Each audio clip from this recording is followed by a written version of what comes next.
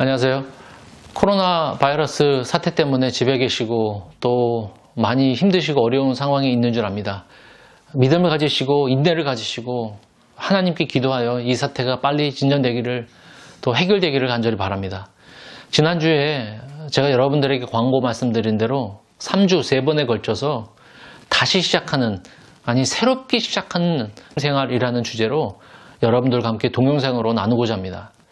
라이브로 이 말씀을 같이 나누고 싶은데 라이브로 들어오시려면 시간을 정해서 들어오시기 또 많이 불편한 점이 있기 때문에 제가 이 녹화를 해서 올려드릴 텐데 여러분들 짧은 시간이지만 여러분 그냥 지나치지 마시고 끝까지 들어보시고 다시 한번 집에서 시작하는, 새롭게 시작하는 믿음 생활을 다시 한번 도전 있게 시작하시기를 바랍니다. 제가 아는 목사님 4교회가 있습니다. 어느 교회 부사역자들로 들어가셨습니다. 그 교회가 활동적이고 또한 행사가 아주 많은 교회라고 이야기했습니다. 그분들이 들어가서 아주 활동도 많고 행사도 많아서 참 재미있었다고 얘기했습니다. 근데 1년 내내 1월부터 12월까지 행사로 가득했는데 시간이 지난 얼마 후에 이 두 분이 지칠 대로 지쳤다는 말씀을 하시더라고요. 행사가 많은 것이 문제가 아니라 행사가 믿음 생활을 대체할 수 없다는 것입니다. 1년 내내 해왔던 행사가 꼭 없으면 해왔던 것을 하지 않으면 믿음 생활을 하지 않는 것 같은 그런 느낌이 있다면 그것은 다시 한번 생각해 봐야 합니다. 때로는 핵심을 비켜나간 상태에서 믿음 생활이라고 생각할 수 있는데 핵심을 정확히 알지 못한다면 우리는 다른 어떤 부수적인 두 번째, 세 번째 부수적인 일들도 믿음 생활 핵심을 놓친다면 중요한 것을 잃어버릴 수가 있습니다. 믿음 생활의 가장 중요한 것은 바로 교회 생활에 익숙한 것이 아니라 하나님과의 관계가 익숙해져야 합니다.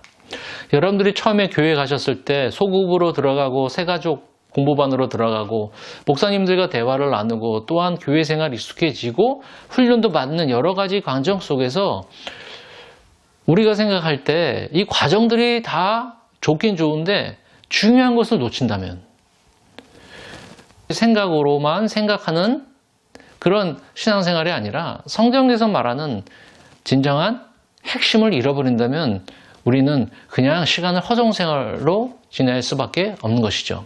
그래서 3주 동안 주제, 기본으로 돌아가자. 다시 복음으로.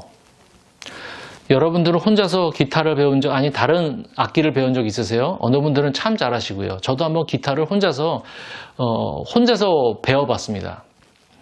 1년이고 5년이고 10년이고 제가 혼자서 했는데 시간이 지나가니까 이 한계가 있더라고요. 더 이상 실력이 늘질 않아요. 또 선생님한테 가서 배우려고 그랬더니 5년, 10년 동안 혼자 배웠던 습관을 고친다는 게 엄청 어렵습니다. 아예 처음부터 선생님한테 배우지 않는 이상 혼자 스스로 깨닫다가 나중에 고치려니까 너무도 어려운 것이죠. 신앙생활도 마찬가지입니다. 이전에 해왔던 것들을 다 버리지 말고요. 가장 중요한 것이 무엇인지 핵심적인 것을 정확히 알고 공부하여서 새롭게 시작하는 기회가 되기를 간절히 바랍니다. 건물의 그 튼튼함은 기초에 있는 것 잘 알지 않습니까? 10년, 20년, 30년의 신앙생활을 올바로 하기 위해서 폭풍과 폭우가 내리는 그런 인생의 어려움 가운데서 튼튼한 기초는 바로 복음으로 돌아가는 것입니다. 새롭게 시작하는 신앙생활, 바로 오직 복음으로, 다시 기본으로.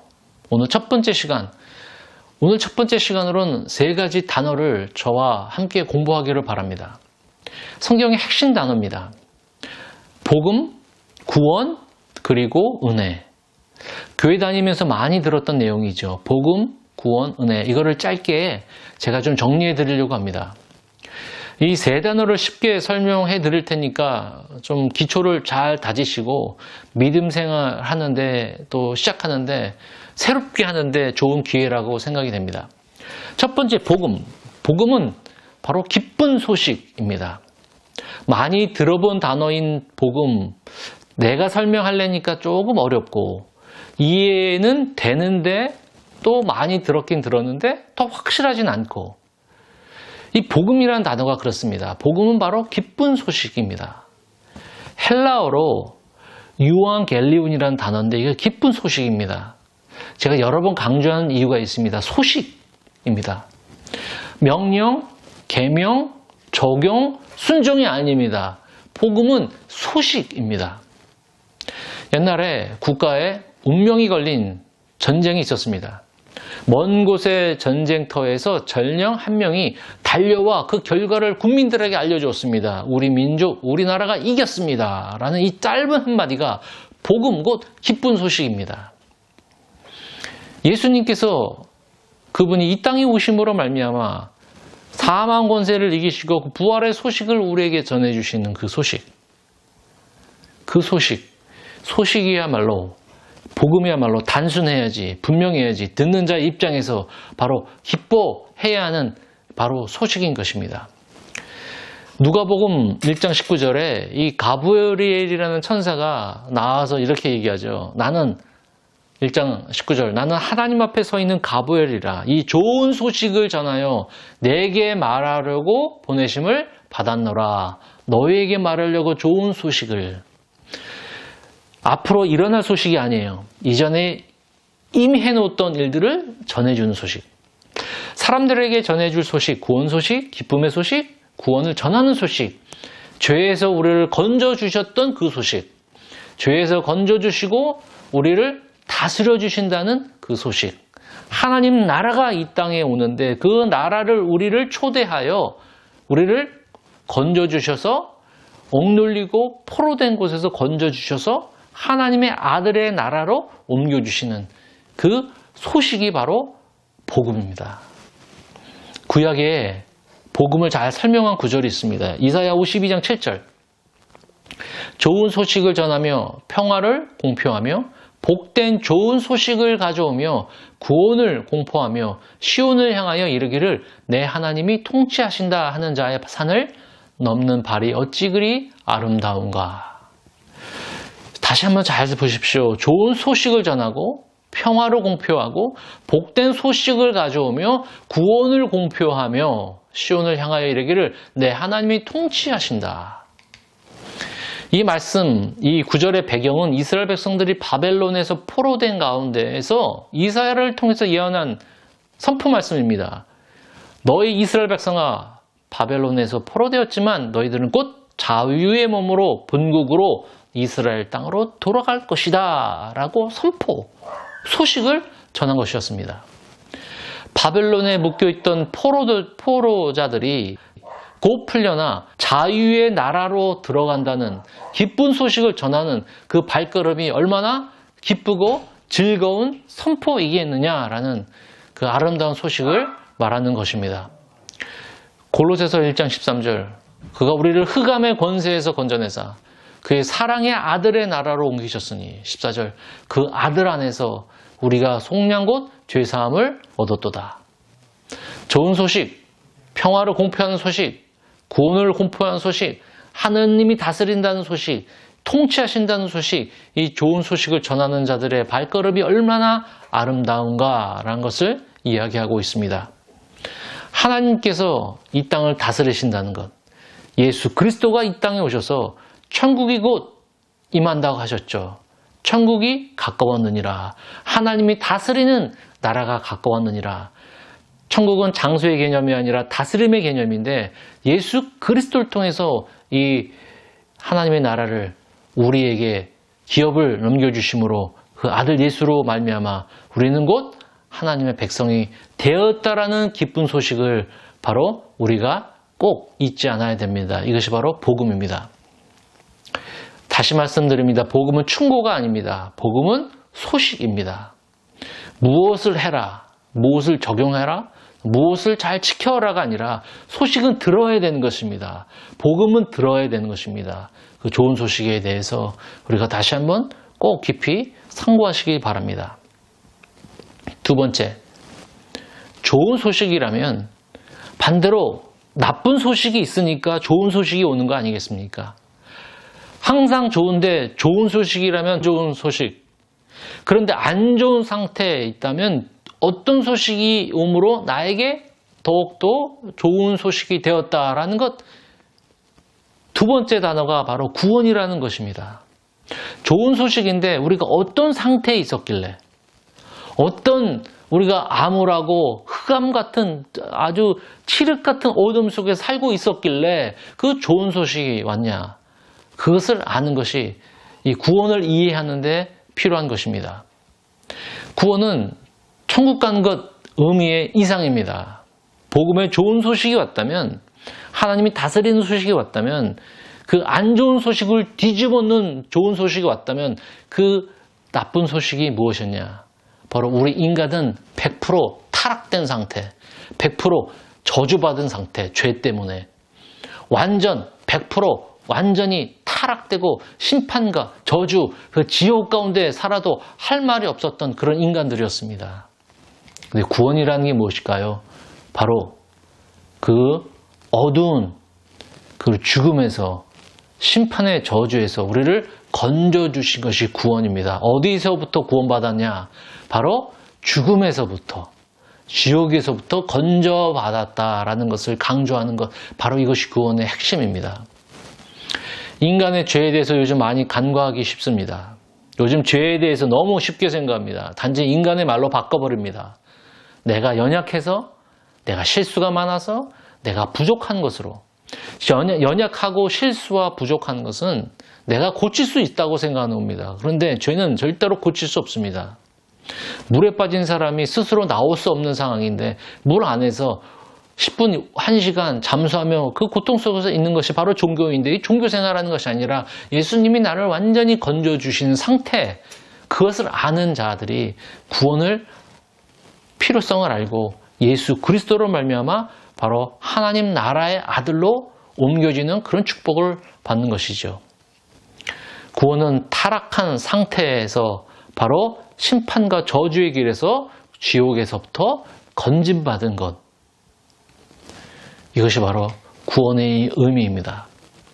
우리의 심판과 저주 상태, 이 심판 저주 상태를 예수님이 대신 지신 것으로 십자가에서 다 이루었도다. 구원은 어디에서 건짐받았냐? 심판과 지옥에서 건짐받았다. 바로 우리가 구원받았다라는 이야기를 하는 것입니다. 마지막 세 번째, 은혜. 은혜란 이 모든 구원과 복음이 하나님께서 다 계획한 것이로 예수님으로 이루어졌고, 인간으로 말미암아 거저주신 하나님의 사랑, 하나님의 자비, 하나님의 용서, 무조건적으로 값없이 주시는 선물, 내가 부족하지만 자격이 없지만 하나님께서 부어주시는 그런 자비로움으로 내가 얻은 것, 이것이 바로 은혜입니다. 며칠 전 스타벅스에 제가 밖에 나간 김에 드라이빙 트루를 기다리고 있었습니다. 오더하고요. 차가 앞에 한 6대가 있었습니다. 오더를 하고 그 페이를 하려고, 제가 주문한 걸 페이하려고 하는데 이 캐시어가 저한테 이렇게 얘기해요. 앞차에서 당신의 그 커피 값을 벌써 내줬습니다. 얘기를 들어보니까요, 제 앞에 있는 8차가 뒷차의 값을, 커피 값을 대신 내준 거예요. 그러니까 앞차가 내 커피 값을 내줬으니까 그것은 자유로워서 돈을 내지 않아도 되죠. 근데 내가 그 뒷차를 내주고 그렇게 해서 온 거예요. 저는 그 커피를 그냥 공짜로 받은 거예요. 누군가의 자비를 베푼 것, 어느 사람으로 생각하기는 재수가 좋다, 운수가 좋다라고 말할 수 있어요. 근데 그건 은혜가 아니죠. 어쩌다가 우연히 내가 그렇게 받은 것. 은혜는 누군가가 선량한 마음으로 나에게 무료로 나에게 전해준 기쁨의 선물이라는 것입니다. 대신 지불해 주신 것, 그것을 은혜라고 이야기하는 것입니다. 마지막으로 어느 한 사람이 사형 선고를 기다리는 한 죄수가 있었습니다. 곧 죽을 날을 기다리는 날밖에 없는 것이죠. 언제 죽을지 모르고. 그러다 어느 날 그 나라의 대통령이 모든 죄수는 재형을 막론하고 다 풀어줄 것이다 라고 명을 내렸습니다. 이 소식을 받은 메신저가 빨리 달려가서 이 소식을 증거하려고, 전하려고. 당신은 이제 풀려난 것입니다. 감옥으로 아주 힘차게 달려가다가 옷가게를 발견했습니다. 그래서 옷을 하나 구입했습니다. 이 옷을 가지고 빨리 가서 이 죄수에게 옷 입히고 밖으로 내보내려고. 그런데 이 옷을 가지고 달려가다 또 지나가다 보니까 음식점이 있어요. 아주 맛있는 냄새. 그래서 그 집에 들어가서 음식을 투고했어요. 그래서 음식과 옷을 가지고 달려가는데 저쪽 보니까 렌트가 있어요. 렌트. 리자니까 내가 이 사람을 위해서 차례도 좀 준비해주지. 가서 컨트랙을 다 해줬어요. 그래서 모든 거를 준비해서 빨리 교도소로 들어갔어요. 이 사람은 이제 그 밖으로 내보낼 명을 받았기 때문에. 그런데 끔찍한 소식을 들었어요. 들어가자마자 들었던 얘기는 이 사람이, 이 죄인이, 이 죄수가 방금 전 사형수였던 사람이 죽었습니다. 메신저에 풀려날 소식이 있어도 그 소식을 듣지 못해 자유의 몸으로 풀려나지도 못한 안타까운, 만들어낸 이야기지만 소식이죠. 듣지도 못해 사형장에서 그냥 이슬로 사라져버렸습니다. 이사야 52장 7절 기억나실까요? 전하는 발길이 얼마나 고마운지요. 얼마나 아름다운지요. 그 소식이 있어도 들음을 받지 못한 자들에게는 이것이 하나의 좋은 소식이 아닌, 그들에게는 엄청난 들어야 될 소식이 아닌 안타까운 소식으로 그냥 없어져 버리는 것입니다. 그 소중한 가치인 것들이. 복음, 구원, 은혜는 어디에서 마무리되냐? 선교와 전도에서 마무리됩니다. 어디든지 누구든지 이 구원의 소식과 은혜로 얻는 하나님의 이 진정한 구원의 소식을 우리가 듣고 전하는데 이 모든 계획이 하나님 안에서 다 이루어진다는 것입니다. 이것이 바로 성경의 내용입니다. 이 시간을 짧은 시간이나마 들으셨던 분들은 혹시 나누고 싶은 얘기들은 꼭 글을 남겨주시고 우리가 다음 주 이 시간에 또 말씀을 가지고 기본으로 돌아가자, 새롭게 시작하는 믿음 생활로 다시 뵙도록 하겠습니다.